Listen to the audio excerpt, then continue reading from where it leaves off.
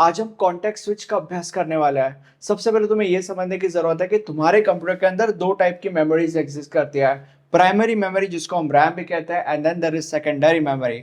Imagine करो कि तुम एक प्रोग्राम लिखते हो ऑफ मल्टीप्लाइंग टू नंबर्स। अब इस प्रोग्राम को लिखने के बाद तुम इस प्रोग्राम को अपने कंप्यूटर के अंदर सेव कर देते हो। जब भी तुम एक प्रोग्राम को अपने कंप्यूटर के अंदर सेव करते हो, वो प्रोग्राम तुम्हारे कंप्यूटर के सेकेंडरी मेमोरी के अंदर सेव हो जाता है। अब जिंदगी भर के लिए थोड़ी तुम उस प्रोग्राम को अपने कंप्यूटर के अंदर बस सेव करके रखोगे, कभी ना कभी तो एग्जीक्यूट करोगे। तो जब तुम उस प्रोग्राम को एग्जीक्यूट करोगे, वो प्रोग्राम सेकेंडरी मेमोरी से प्राइमरी मेमोरी के अंदर आ जाएगा और प्राइमरी मेमोरी के अंदर आने के बाद that program is no more a program. Primary memory के अंदर आने के बाद that program is a program in execution and a program in execution is also called as process. अब आगे बढ़ने से पहले तुम्हें यह समझने की जरूरत है कि प्रोसेस का मतलब क्या है। जैसे कि मैंने तुम लोग को बोला था कि प्रोसेस का मतलब होता है प्रोग्राम इन एग्जीक्यूशन, मतलब बेसिकली एक ऐसा प्रोग्राम जो एग्जीक्यूट होने के रास्ते में।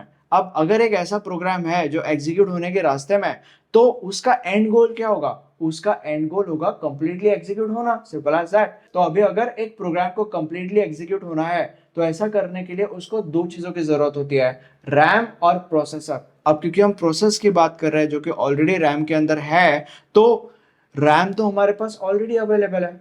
रही बात प्रोसेसर की, ठीक है। तो अभी इमेजिन करो कि यहाँ पे ये प्रोसेसर है और यहाँ पे हमारा प्रोसेस है, ठीक है। मतलब यहाँ पे हमारा प्रोसेसर जो एग्जीक्यूट होना चाहता है, जिसके पास रैम ऑलरेडी है, प्रोसेसर की जरूरत है और प्रोसेसर यहाँ पे है। तो बेसिकली ये सेटअप है। अब तुम्हें ये समझने की जरूरत है कि जरूरी थोड़ी है कि एक ही प्रोसेस यहाँ पे होगा। यहाँ पे मल्टीपल प्रोसेसेस भी तो हो सकते हैं। तो यहाँ पे मल्टीपल प्रोसेसेस होता है और ये सारे के सारे प्रोसेसेस एक क्यू के अंदर होता है और इस क्यू को हम कहते हैं रेडी क्यू। अब ये काम कैसे करता है? ये काम ऐसे करता है कि लेट्स से फॉर एग्जांपल यहाँ पे हमारा एक प्रोसेस है जिसको हम नाम देते हैं फॉर एग्जांपल प्रोसेस 1, एंड उसके बाद प्रोसेस 2 है और उसके बाद प्रोसेस 3 है एंड सो ऑन। तो अभी हमारा ये जो प्रोसेस 1 है, ये सबसे पहले प्रोसेसर के अंदर जाएगा और उसका काम होने के बाद वो प्रोसेसर से निकल जाएगा। अब तुम्हें यह समझना है कि जब ये प्रोसेस 1 इस प्रोसेसर से निकल जाएगा, वो वापस भी घूम के यहाँ पे आ सकता है प्रोसेसर के अंदर। जरूरी नहीं है कि वो चला जाएगा, कभी नहीं आएगा, नॉट नेसेसरी। वो प्रोसेसर से निकलने के बाद हो सकता है कि घूम फिर के वापस आ जाए, बट उसके ऊपर अभी मत ध्यान दो। अभी के लिए तुम्हें यह समझना है कि ये हमारा प्रोसेस 1 है, ये प्रोसेसर के अंदर जाएगा और इसका काम होने के बाद ये प्रोसेसर से निकल जाएगा। फिर प्रोसेस 2 प्रोसेसर के अंदर जाएगा और उसका काम होने के बाद वो वहां से निकल जाएगा। फिर प्रोसेस 3 प्रोसेसर के पास जाएगा और उसका काम होने के बाद वो वहां से निकल जाएगा एंड सो ऑन। तो ये ऐसे काम करता है।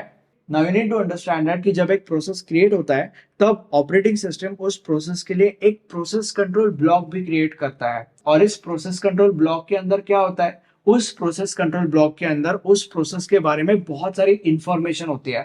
फॉर एग्जांपल, अगर प्रोसेस 1 क्रिएट हुआ, तो ऑपरेटिंग सिस्टम इस प्रोसेस 1 के लिए एक प्रोसेस कंट्रोल ब्लॉक क्रिएट करेगा एंड इस प्रोसेस कंट्रोल ब्लॉक के अंदर इस प्रोसेस 1 के बारे में बहुत सारी इंफॉर्मेशन होगी। हर प्रोसेस का अपना अपना एक प्रोसेस कंट्रोल ब्लॉक होता है और ये जो प्रोसेस कंट्रोल ब्लॉक है, ये प्रोसेसर के लिए भी बहुत इंपॉर्टेंट होता है। क्योंकि, और ऐसा क्यों? अगेन ऐसा इसीलिए क्योंकि उस प्रोसेस कंट्रोल ब्लॉक के अंदर प्रोसेस के बारे में बहुत सारी इंफॉर्मेशन होती है। तो ऑब्वियसली जब एक प्रोसेसर प्रोसेस को प्रोसेस कर रहा होगा, तब उसको उस इंफॉर्मेशन की जरूरत होगी, राइट।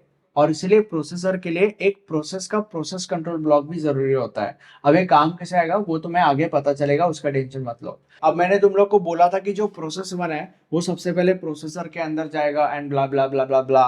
तो अभी ये जो प्रोसेसर है, ये मैंने यहाँ पे ड्रॉ किया है फॉर अ वाइट, ठीक है। तो अभी इमेजिन करो कि ये जो प्रोसेस 1 है, ये इस प्रोसेसर के अंदर जाता है। अब तुम्हें ये समझना है कि जब प्रोसेस 1 इस प्रोसेसर के अंदर जाता है, वो अकेला नहीं जाता। प्रोसेस 1 अपने पीसीबी यानी कि प्रोसेस कंट्रोल ब्लॉक को लेकर इस प्रोसेसर के अंदर जाता है। ऐसा क्यों?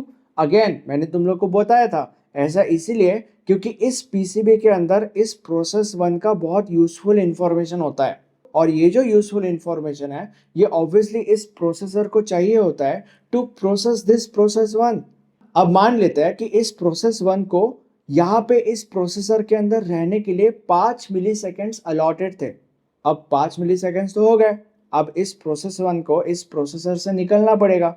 तो अभी ये जो प्रोसेस 1 है, ये इस प्रोसेसर से निकलता है, ठीक है। थोड़े समय पहले मैंने तुम लोग को ये बोला था कि अगर प्रोसेसर से निकलता है तो इसका मतलब ये बिल्कुल भी नहीं है कि वो वापस कभी नहीं आएगा इस प्रोसेसर के अंदर। चांसेस आर कि वो वापस भी घूम फिर के आ सकता है।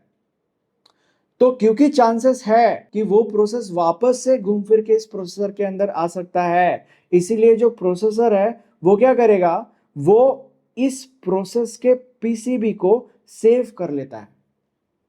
ठीक है, अब आगे का कौन सा प्रोसेस इस प्रोसेसर के अंदर आएगा? P1 का तो काम हो गया, अब आएगा प्रोसेस 2। तो प्रोसेस 2 जो है वो अपने पीसीबी के साथ इस प्रोसेसर के अंदर आता है। अब तुम्हें यह समझना है कि P1 के पीसीबी को हम कॉन्टेक्स्ट ऑफ P1 भी कह सकते हैं और P2 के पीसीबी को हम कॉन्टेक्स्ट ऑफ P2 भी कह सकते हैं। तो अब जब P2 अपने पीसीबी के साथ प्रोसेसर के अंदर आता है तो the processor will switch from context of P1 to context of P2 and इसी कॉन्सेप्ट को हम कहते हैं कॉन्टेक्स्ट स्विच मेरे भाई। Thank you so much.